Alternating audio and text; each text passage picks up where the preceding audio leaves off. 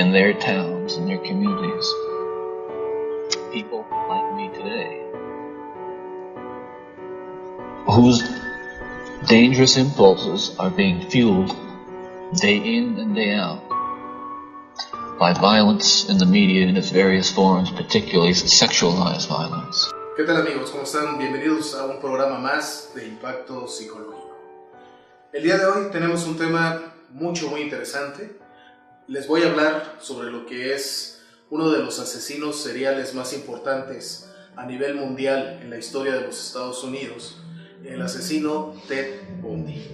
Ted Bundy, un asesino, prácticamente un hombre profesional, 2 carreras, licenciado en psicología, licenciado en derecho, un hombre muy guapo, un hombre muy inteligente, y mató registradas, autentificadas, 40 muertes, 40 mujeres. No solamente las mató, las golpeó, las violó.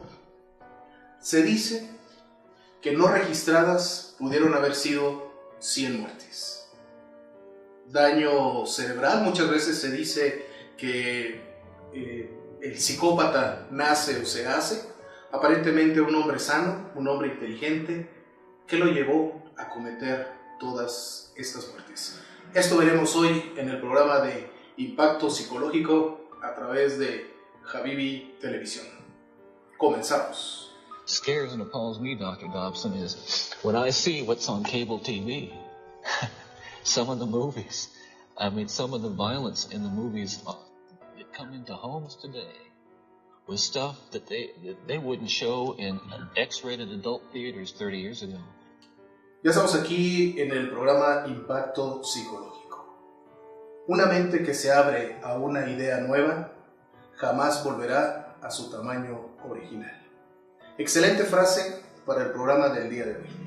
Hace rato en la introducción hablamos con respecto a Theodore Bundy. ¿Quién fue? ¿Qué sucedió? Llegó a cometer 40 asesinatos en los Estados Unidos. Hace rato les comentaba yo y les decía, si se habla mucho del psicópata, el psicópata es aquella persona que prácticamente no tiene sentimientos, no tiene empatía, no presenta ningún tipo de miedo, no presenta ningún remordimiento ante los demás. ¿Cómo nace? ¿Cómo se hace un psicópata? Ese es el tema que vamos a ver también el día de hoy. Y vamos a comenzar. El psicópata es una persona que, como bien lo decía, pues realmente no tiene una empatía. Pero ¿de dónde surge esta empatía? Normalmente nosotros cuando vemos a alguna persona que se cae, alguna persona que tiene dolor, nos identificamos, nos ponemos en los zapatos de esa persona para saber qué está sucediendo. Y sentimos de manera proyectada el dolor, la tristeza, el enojo de lo que está sucediendo. Esto se llama empatía. ¿Por qué una persona no puede tener empatía? Aquí nos vamos a ir desde la parte médica biológica, donde dicen que dentro del cerebro existe lo que se llama la amígdala, y esa amígdala es la que regula lo que vienen siendo todos los procesos de emisión de emociones. Una emoción son reacciones inmediatas de breve duración. Por ejemplo, si yo les digo ahorita a ustedes que les pedí una pizza para que todos coman o desayunen, y de pronto llega la pizza, ustedes se van a poner contentos y van a decir, ¡ay, qué bueno! Arturo ya nos está convidando pizza. Pero de pronto les digo que es únicamente para mí.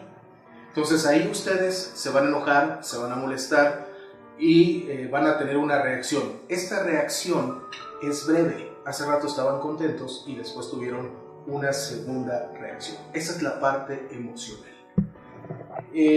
Se dice que cuando se quita la amígdala, se extirpa del cerebro, las personas que sufrieron este tipo de operación llegan a perder cualquier tipo de reacción emocional.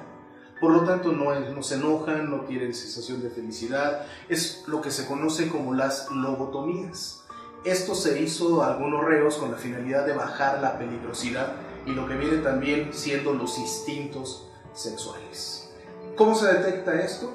Pues a través de varios estudios cerebro, lo que viene siendo los electroencefalogramas. Y esto hace que de alguna manera podamos tener una idea de que en el cerebro algo no está funcionando bien. Desde esta perspectiva, nosotros podemos entonces pensar que efectivamente puede haber un daño orgánico. Pero ¿qué pasa cuando la persona no ha sufrido un daño orgánico? Es decir, que haya nacido con esta deficiencia o alguna sustancia que haya ingerido, como alguna droga, algún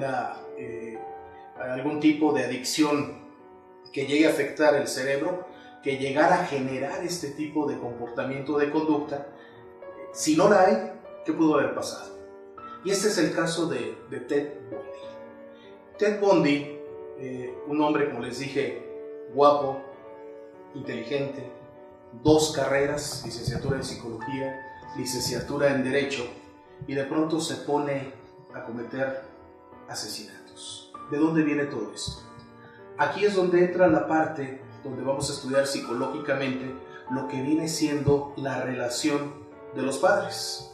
Yo recuerdo que cuando estudiaba psicología mi madre me decía es que siempre le echan la culpa a la mamá. Y bueno, pues sí, efectivamente, algo pasa en la relación de la madre que es la que transmite lo que viene siendo desde un principio la autoestima y crea los primeros vínculos para después relacionarse socialmente y adecuadamente con los pares. Ted Bundy es hijo de, en este caso, lo voy a explicar de esta manera. La mamá de Ted Bundy es una estudiante de la universidad. Queda embarazada de un piloto aviador que había ido a la base de donde ellos vivían. Tienen relaciones sexuales, queda embarazada, el piloto se va, nunca se entera de que dejó embarazada a la señora Bundy. Esto hace que los papás enojados, de alguna manera, le digan a la hija, ¿sabes qué? No podemos presentar tu embarazo a la sociedad, lo vamos a ocultar y vamos a fingir que la mamá, es decir, la abuela, es la que está embarazada. Entonces aquí hay una perspectiva que quiero que más o menos vayamos manejando de una manera clara.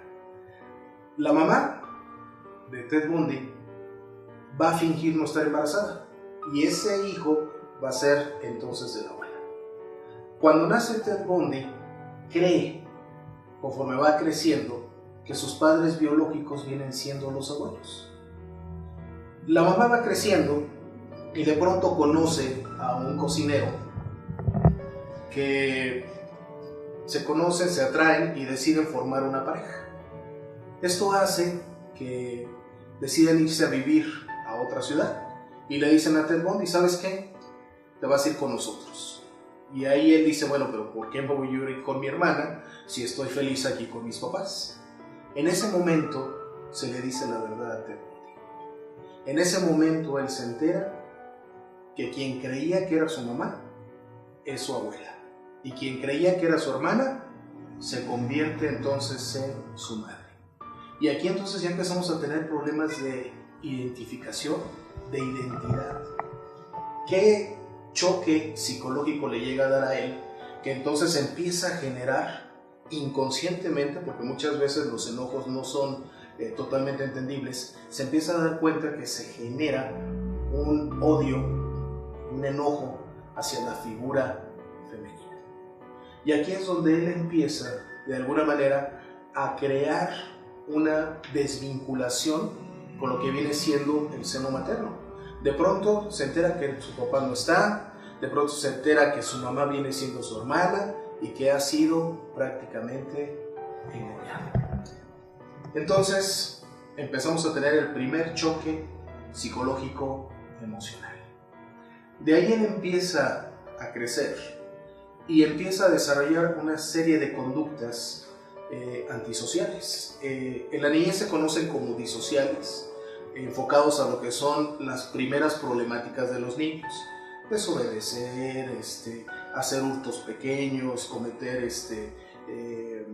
faltas a la moral. Y es ahí donde él menciona en una entrevista muy interesante que se le hace un día antes de su ejecución, porque Ted Bundy muere en la silla eléctrica. Le hacen una entrevista y él menciona que cuando él era niño, pues se iba prácticamente a los callejones donde había botes de basura para ver qué encontraban. Y ahí encontraron algunas películas pornográficas muy fuertes. Les voy a hablar de esto regresando del corte. Estamos aquí en Impacto Psicológico. Yo soy su amigo el psicólogo Arturo Aguirre y estamos en Productora Habibi TV. Regresamos.